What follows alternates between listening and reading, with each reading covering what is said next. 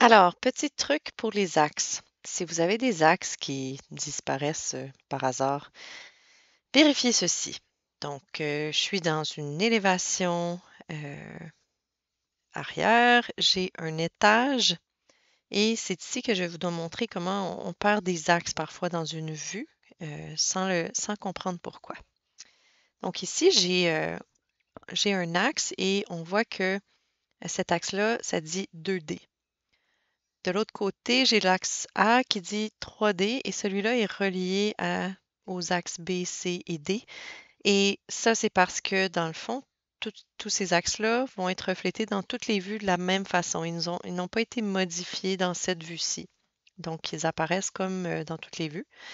Et si je vais sur l'axe E et je clique sur 2D, je passe en 3D. Alors, maintenant, tous ces axes-là sont reliés. Et si je les déplace ici, par exemple, ils vont être déplacés tous ces axes-là vont se déplacer dans toutes les vues.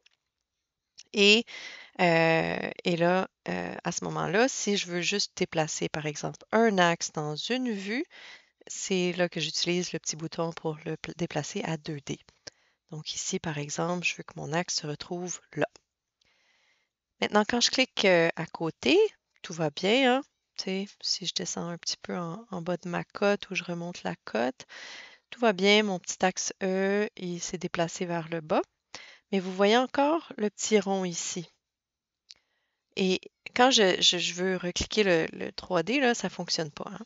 Donc ici, il faut faire attention parce que si on modifie cette extrémité de l'axe, c'est vraiment l'axe de tout le modèle qui va être déplacé.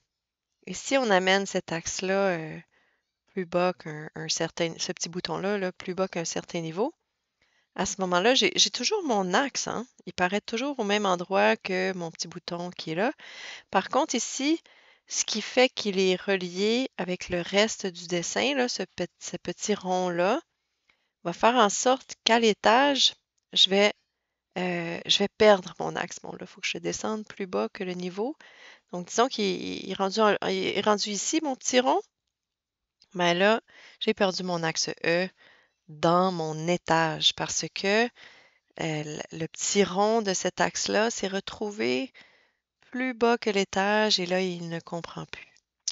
Donc, idéalement, on les laisse à cet endroit-là parce que l'axe, il a juste été modifié dans la vue 2D et ça représente son lien avec l'axe qui est représenté dans les autres vues. Et quand on clique à côté, on ne voit plus là, cette ligne-là qui se poursuit.